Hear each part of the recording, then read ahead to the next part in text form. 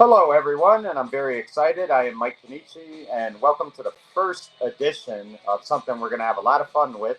It's called Spooney's Scrapbook, and of course, we are with longtime Ansonia assistant football coach. He is entering, which should be his 51st year, but because of COVID, it'll actually be his 50th year. And it is my honor to present to you the one and only John Sponheimer. And, Coach, I want to thank you. We're going to have a lot of fun with this, and I appreciate you doing this.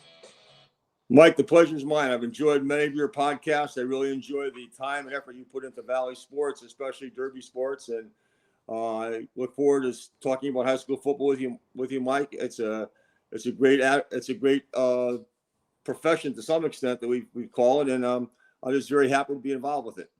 Well, I look forward to it as well, Coach. And Coach, before we start going over, folks, as you know, we're gonna go over 1972, his first season. But Coach, I wanted to ask you because tomorrow starts the first day of practice, which again will be your 50th year.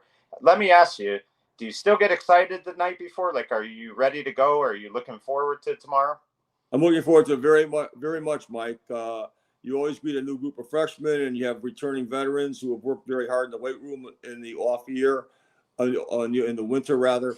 But the last couple of years, we've not had spring practice at all, so we haven't had an opportunity really to see how people have progressed. So other than a camp here or there, you really don't have a true feeling just on what you're hoping and ready to accomplish. So it's an exciting day and an exciting week, so we're looking forward to it very much. Right, and correct me if I'm wrong, Coach. The first 5 days will just be conditioning. You'll just wear helmets. Is that right? You wear helmets for a couple of days, then you're allowed to put on shoulder pads, I believe. I know they change the rules from time to time, but the first day with total full pads, I believe, is next Saturday. Right. Well, Coach, best of luck. I mean, as always, this team never seems to rebuild. They always seem to just keep going. So best of luck with that season. And I'm sure as that goes on, we'll talk about that a little bit as well. Well, thank you very much, Mike. As I said, we're looking forward to it, and it starts tomorrow. Yes, it does. So, Coach, let's go over 1972. It's your first year as a coach. But before I even do that, Coach, give me a little background. You actually played for Notre Dame of West Haven, correct, in high school? Yes, I did. Right. And you were also on an undefeated Notre Dame football team. And at the time, it was the only undefeated team Notre Dame ever had, right? Well, Mike, I was a member of the team. I was a sophomore. And to be very truthful, Mike, I didn't contribute an awful lot to their success other than a scrimmage against them. And team scrimmaged a lot more in those days. And I certainly learned what high school football was about. They didn't have Pop Warner football when I was in grammar school. And we played a very limited freshman schedule. So as a sophomore against what was a great high school football team, I certainly learned about how hard you had to work to be a high school football player.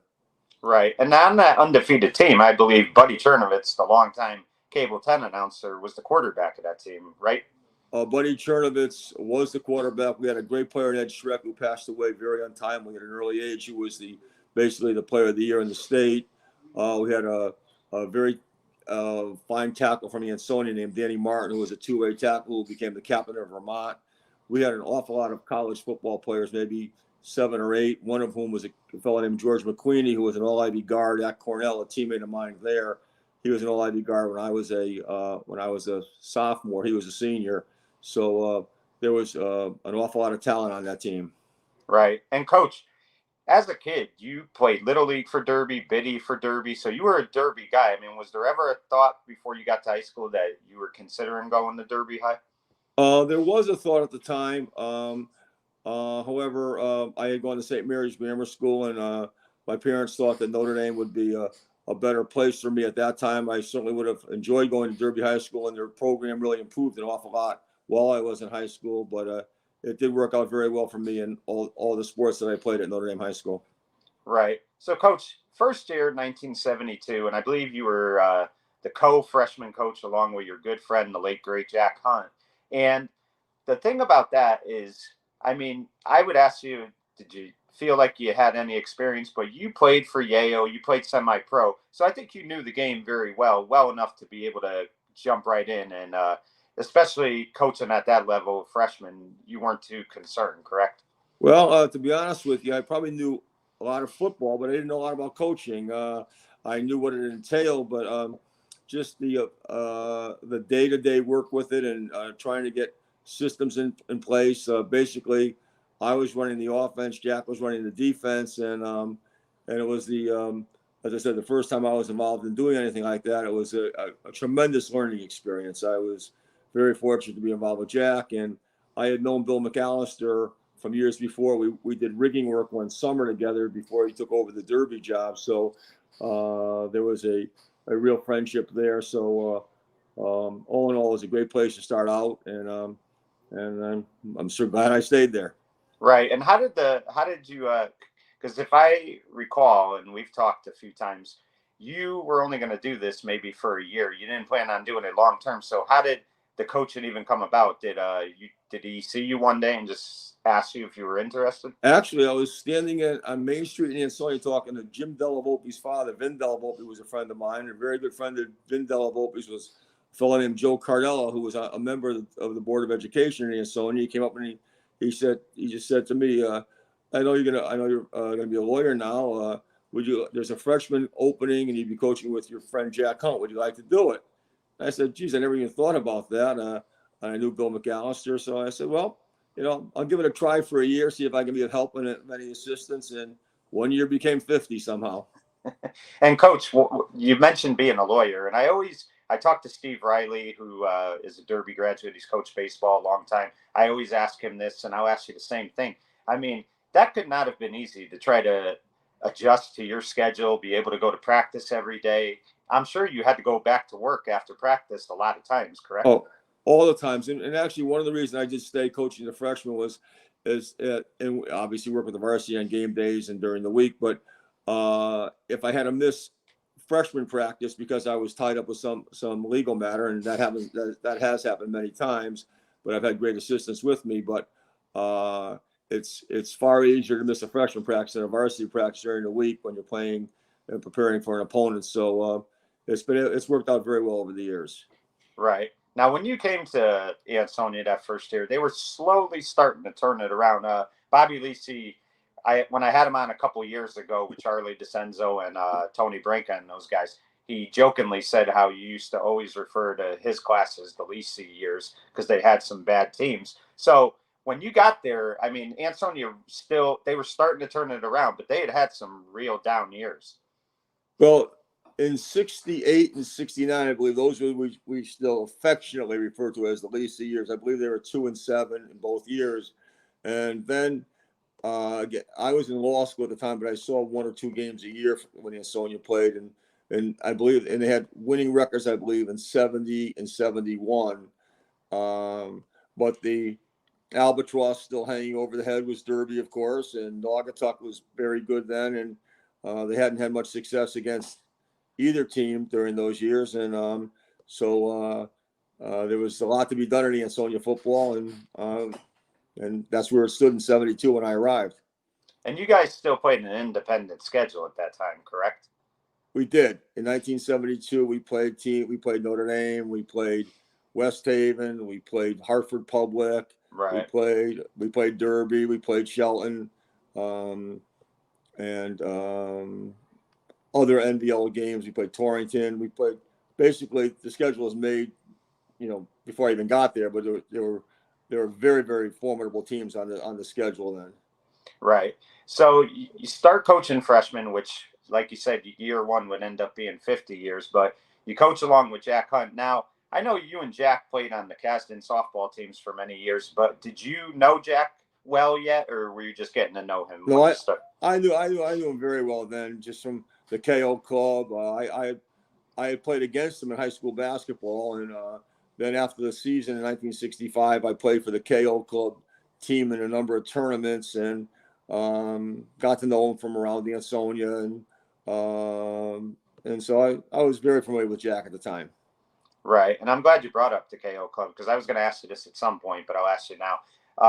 Bub Green was very big back then as far as an Ansonia supporter. I think he did all the game films, which back then were on the reels, but he was very involved with the Ansonia program even back then, right? Well, as I said, when I first met him in 1965, he was involved then taking the films for the team and had done it for a number of years before that. And And many of my friends used to go up to the Kale Club and play cards and shoot pool. And then when starting in, I believe, 73, we started actually having films up at the Kale Club every Sunday night, and we had team meetings there. And for decades, that's where we spent so much time as a football staff. And it was and the kids used to weightlift down. Really wasn't weightlifting in the high school then.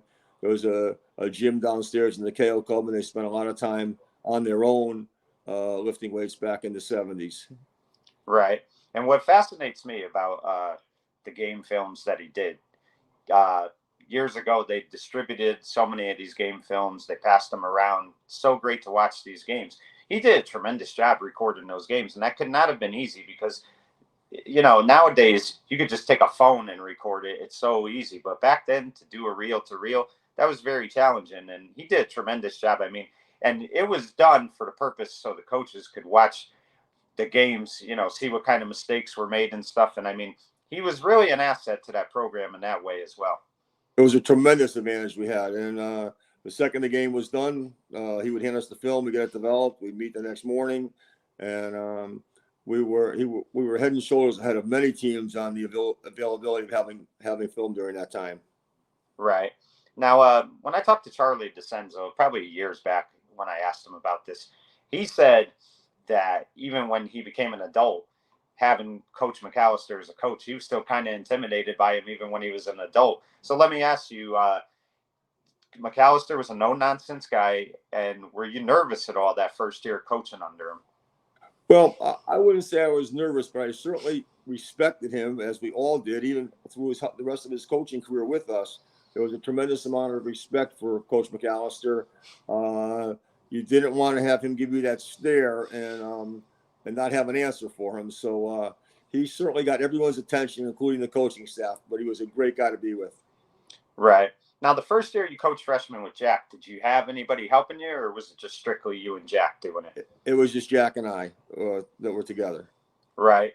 And the funny thing about Jack, Coach, is what I really loved about him is when you watch him coach, he's very intense. But man, he is a funny guy outside off the football field. I mean, he's really got a dry sense of humor, and I mean, just a great guy. So I'm sure, like, never mind that first season, but just coaching with him for as many years as you did had to just be so enjoyable.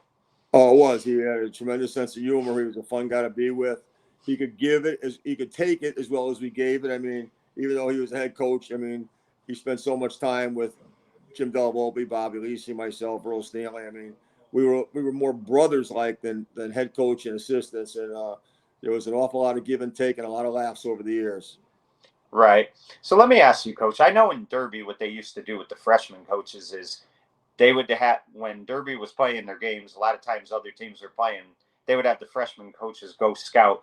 But Ansonia did it differently, right? If you were a coach on the staff, you were always there for the varsity games, correct? Yes, for the varsity games, I was always there. I was always on the headsets. Matter of fact, one year, I think it was in 1979, we had a makeup a freshman game on the same time we were playing a varsity game. So I had to go to the varsity game and do the headsets. It's probably the only freshman game I ever missed as the head coach. But thankfully, we won the game anyway, and because we had a very talented team. But no, I was always on the headsets for all the varsity games. Right. And just talk to me about scouting a little bit, Coach, because again, now, I mean, with the technology we have, you don't really have to go and necessarily scout like you once did. But you guys used to have to just take a notebook and pencil and write down what they were running, stuff like that. You had to be present at those games to really have an idea of what the team you were going to play, the type of offense and defenses they were running. We did. And basically, I don't know if people claimed I did it on purpose, but I was not the best of the writers. And it's like, I guess when I'm giving chores around the house, maybe I didn't do them too well the first time, so maybe I got out of doing them. But I would always be driving. But Bobby Lisi was always, we used to call him the pen man. He was very precise. He wrote, and he wrote beautiful plays and descriptions of the plays. So poor Bob always had that job of writing. He did a real great job of it.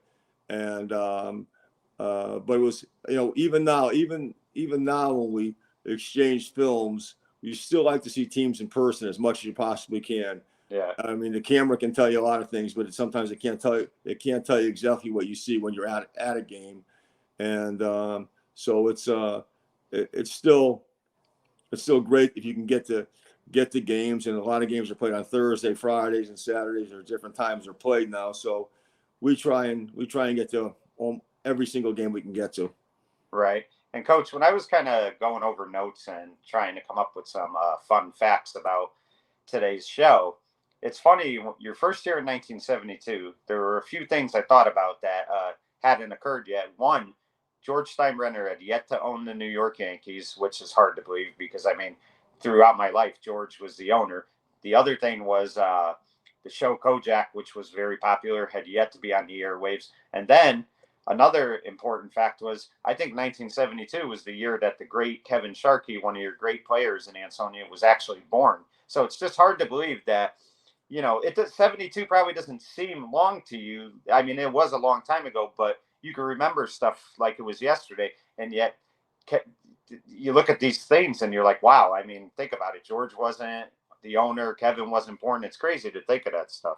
Well, the thing that makes me think maybe have been around a little bit is that a number of the fellows that I coached on the 72 team have retired from their jobs already. Oh, wow. Yeah. And in a couple of years, they will all be eligible for Social Security. So that makes me feel a little bit older, but I try to think of that too much. And so, but that's we get when I see guys from the first freshman team I ever coached, we get a few laughs out of that for sure. Right. One thing I think that was probably good for the kids at that first year you and Jack coached is you guys weren't much older. Like you said, you were probably 24, 25 when you first coached that first year. So, I mean, a lot of times kids could relate to younger coaches. I think that's why Derby had some great years under Carbone because he was a younger guy who was very enthusiastic. So I'm sure, like, in a lot of ways, those kids would be motivated to play for you and Jack.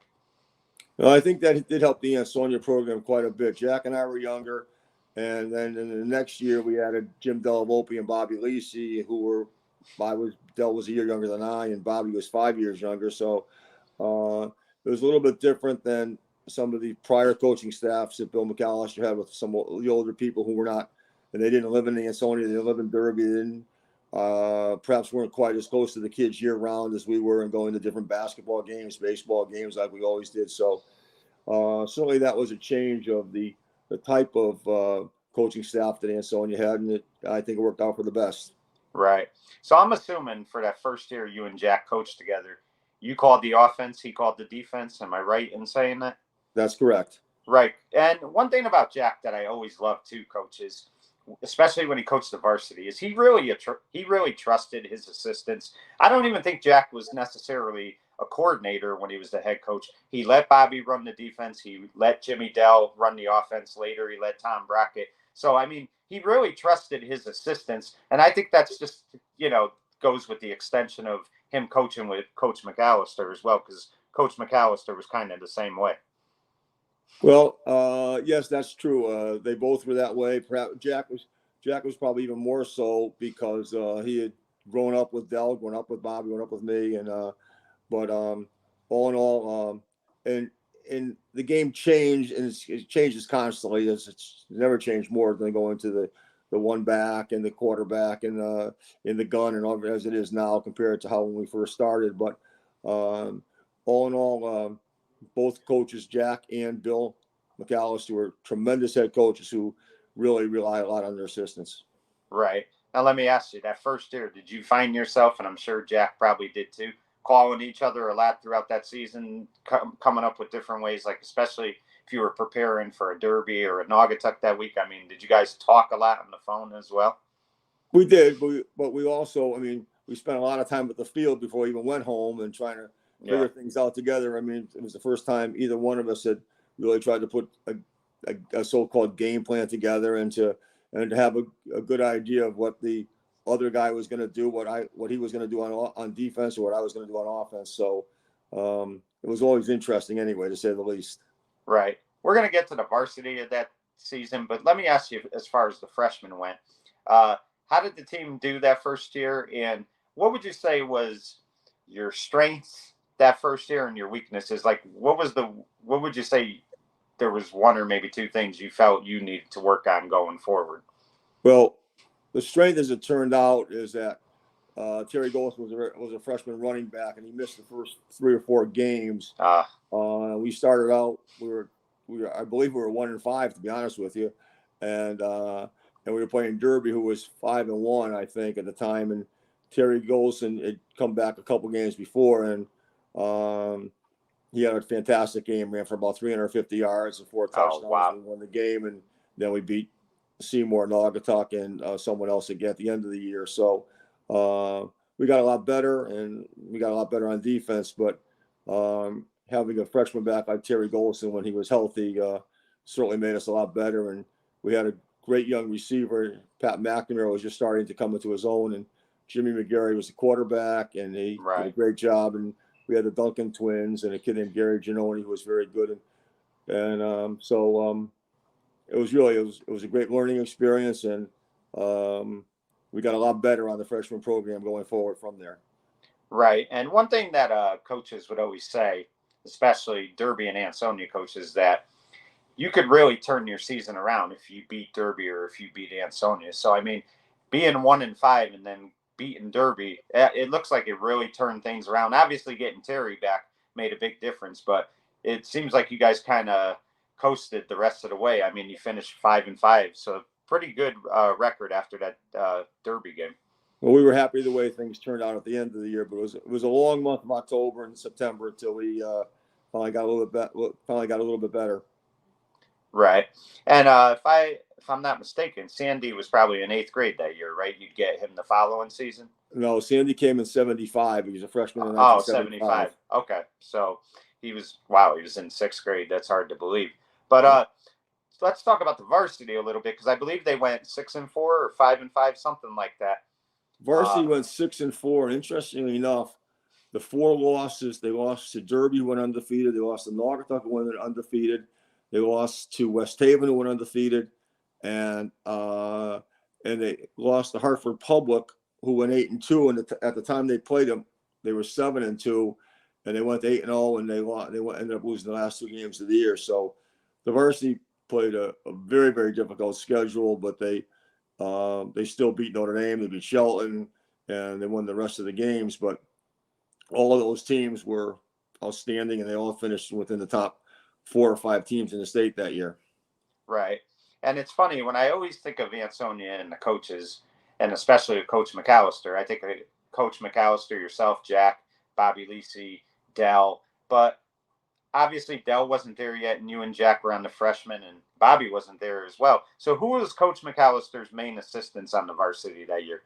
That year, Vinny Rescatti was on the varsity staff, and Charlie Jeremy was on the varsity staff. And Jack and I were with the freshmen, and but it was a little bit different because Jack and I really had no varsity involvement at all at the time. It's just the way the program was done at that particular time. And but we would go scout, and we would be on the sidelines during games. But it wasn't like starting the next year there was much more varsity involvement, and things changed. Right. Coach, I always think of you when I think of the varsity games as the man upstairs. Now, you've done that for decades now, but were you up top the first year, or were you more on the sidelines the first we didn't year? We didn't have headsets the first year. Oh, okay. There was no one up top. You just stayed on the sidelines. Now, let me ask you, I know like you've always been up there and you could obviously see the game better, but if you had your choice, what would you prefer, to be on the sidelines or up top? I actually prefer to be up top because you can see the game better and you really get a better idea what's going on. And I've been there for so long.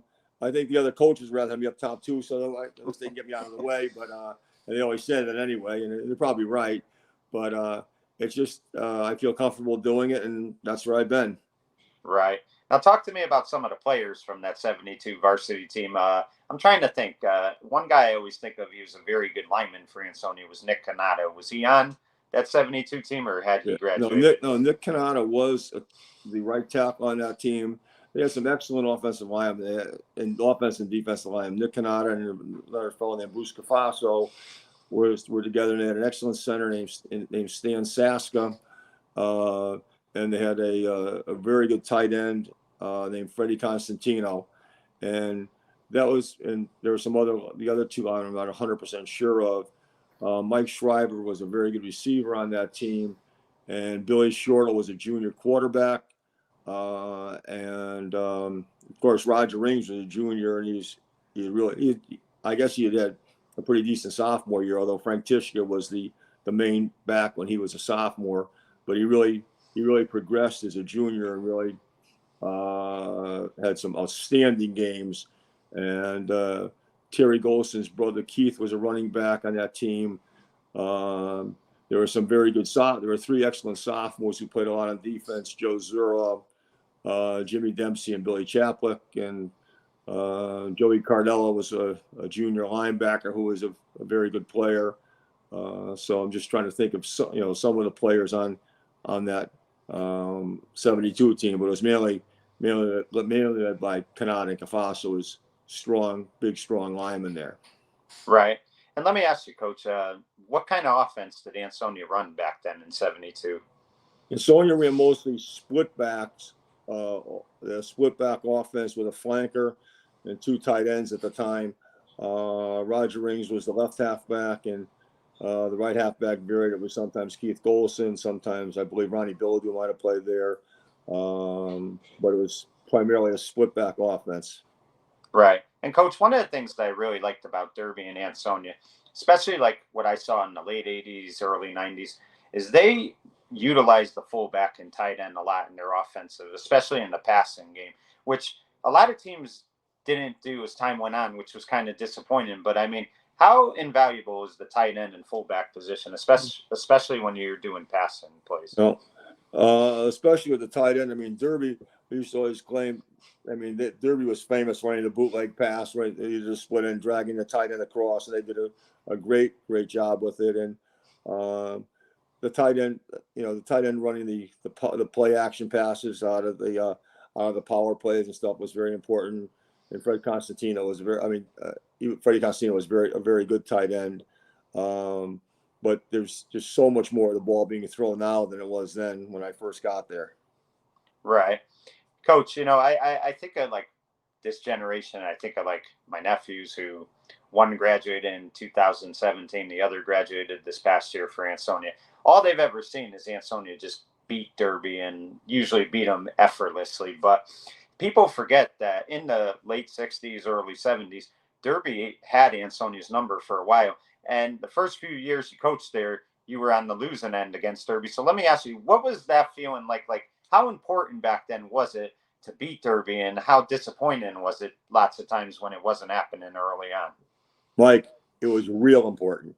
Yeah. It was real important then. It's still real important, but to get over the hump. And I lived in Derby, and Charlie DiCenzo was a friend of mine since grammar school. He came to Derby in fourth grade. He was in my class all through grammar school, and has been a friend for 65 plus years, I would guess, or close to that. And Ludi football was an icon. I had seen a couple of his games early on. I saw the Thanksgiving Day game in '68. I saw the Seymour game and Thanksgiving in '69, but I was in law school and I was playing semi-pro football for us. I didn't see a lot of Derby until I started coaching there. But Derby was a standard bearer, and it hung over our heads. And when you lost, it's one thing if you lost to West Haven, you didn't see anybody from West Haven all winter or anything else. When you lost to Derby, you saw them every single day, and it was something that we had to grapple with. And even though I was a freshman coach, then I knew what it was. And eventually our talent base improved, and things changed a bit in the Ansonia concept, and we went on to have a pretty good run. Right.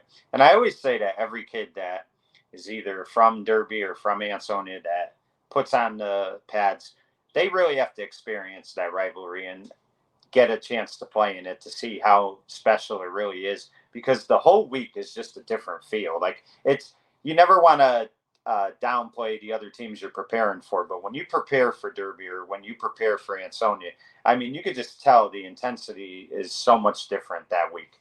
Well, I mean, you knew it was the sixth game of the year. You knew you'd start them 4 or 5 times anyway. You'd be because they play in the morning a lot at home, so you'd always get a chance to see their home games, and usually an away game or two, and they would see us all the time, and especially when both teams were good, the tension would start to build from the first week on. Even though you were playing other teams, they were very good teams. I mean, but even still, you knew on that calendar that come the last week in October, there they were, and here it came. And it's funny, you think about the coaches that coached for both teams over the years in Derby and Ansonia. I think of Frankie Alou, who was an Ansonia graduate. He coached for Ansonia. I think he coached 14 years as an assistant at Ansonia. Then he left, he went to Derby. Then you had Coach McAllister, who coached 5 years as an assistant, one as a head coach. Then he went back to Ansonia. And then Coach Carbone coached for both teams. Leaving, I remember that. I go to the library sometimes. It's really cool to read those stories, and you see how Pop Shorto drove into Dutch's and yelled out to Derby fans, "We got Carbone." So, I mean, it was really interesting how these guys kind of flip-flopped to both teams back in the 60s like they did. It was interesting enough. When I was a freshman, Ron Carbone was at Notre Dame. In freshman, he would come down occasionally and work with the freshman team for the varsity. It was his first year coaching, and then he went to Derby the next year. So I knew him then, and as I said, I got to meet Bill McAllister when we worked the summer of '67 doing rigging work, and he had just become the head coach of Derby at the time, and then I got to know Lou DiFilippo through so many years of coaching, and what a great guy he was, and what a fantastic football coach he was. So, and all the different Derby assistants, who many of whom are still friends to this day. So it's been a tremendous rivalry, and I really am disappointed that they didn't have the same spot in the calendar every year. I mean, yeah, it's nice. I'm glad we're opening them. I'm glad we're playing them this year. But even when they started changing the spot in the calendar years ago, it was still something when you go to Derby. And it was the foliage down there, all the trees are setting, and you get just the ride from Ansonia to Derby, that 1.5 miles seemed like it would take a day to get there, but it was something special. And I know the times have changed, Coach, but I hate that the two teams play on Friday night. I really believe, like, you know what? Continue that event, make it a Saturday game, whether it's morning or afternoon, and play it on Saturday, because I still believe you'll get people to come to that game if it's a Saturday, because it's somewhere to be on your Saturday morning. And I just wish those two would play on Saturday still. I would like that myself, Michael. Yeah, it would definitely be great. So, Coach, talk to me about, not even the freshmen, we'll go to varsity right now. Talk to me about like one game that stood out to you in that 72 season where you said, you know what, these kids really played their hearts out, and this was a tremendous victory for us. Well, it was interesting because there's a couple, obviously the Derby game, which I'll get to in a second, but Ansonia opened with Notre Dame High School. Yeah. And Ray Tellier was the coach's, my high school coach. He was still the coach of Notre Dame at the time. And it meant a lot for me to talk to Ray Tellier before a game. I mean, he was, to me, what Lou DiFilippo was the Derby players, what Bill McAllister and Jack Hunt were the Ansonia players. So, and that was the first game I was involved in, even being on the sidelines for Ansonia. And Ansonia won that game, and it was the first time they had beaten Notre Dame, I think, ever. I don't think they had ever beaten Notre Dame before. They hadn't played them that many times, and that was a great way to start the season. And it was strange to be rooting my heart out for Ansonia. I played and worn Notre Dame colors, and then the first Ansonia Derby game to be involved in that. You talk about freshman coaches having a scout. Jack and I had to go to Norwich Free Academy that morning. That's not to scout Hartford Public, and we were scouting. We basically saw the first half, and maybe a little bit of the third quarter. And then we got in our cars, and I'm not sure what the speed limit was then, Mike, but I know that we didn't pay attention to it because we made kickoff, and thankfully, and it was a high scoring game, and Derby had a lot of great players. And I mean, Brian Pagliaro and John Pagliaro were juniors. But I remember Ricky Ulusky was a tremendous All-Stater for Derby, and it's ironical because now his father, whom they named the Derby Little League after, became an assistant coach on my last year in the Derby Little League on our team.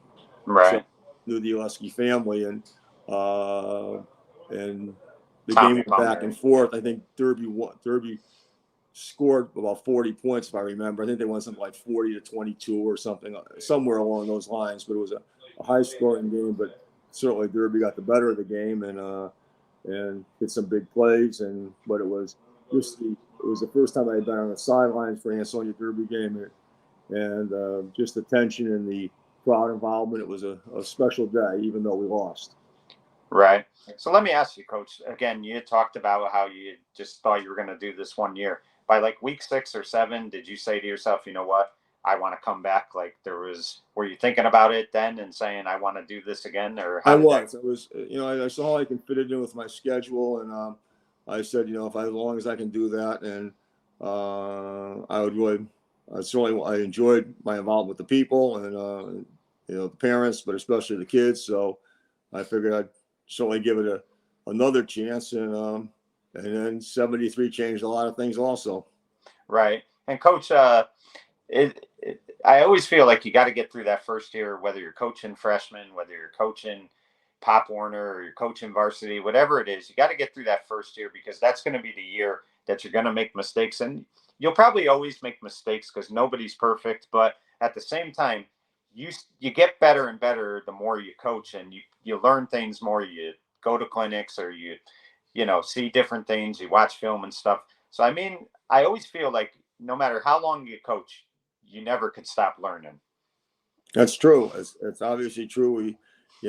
Just even the plays we did, the past plays and things, they changed the next year. And even on the freshman level, we started throwing the ball more. We started doing different sets and things such as that. And our records improved quite a bit after that. And we went on with, but one thing I learned the first year, if you have talent, try and use as much as you can. I mean, as any coach would say, but every year the talent in Ansonia seemed to get better, and certainly made us look a lot smarter. Right. And Coach, one thing I brought this up to Charlie not too long ago. I always say to myself, how dangerous. You guys were already a dangerous program. Derby was dangerous. Seymour, Shelton, Naughty. But how dangerous you guys would have been if you had a spread offense in the early days of coaching. I mean, you would have had a lot of these kids who were running backs. They could have been your quarterbacks. I mean, you guys could have put up unbelievable points. And you always did, but you could have put up even more. Well, that's possible, although the quarterbacks we had, as you say, were pretty good. I mean, to have Sandy Olszewski for 3 years, to go from Joey Potter to Joey Shea to Tommy Fiducia to Jeffrey Capola. I mean, James Lane. Even in the offenses we had, when we were good, I think we would have been successful in any offense. But the spread game does give you an opportunity to move the ball quicker and score quicker. The same thing I'm sure on Derby's great teams. They were strong, they were powerful. They had when you had backs like John Pagliaro and Mike Sullivan and those kind of guys, they've taken them 8 plays to score instead of 4 or 5, but they were going to score no matter what. So the better players you have, the better team you're going to have.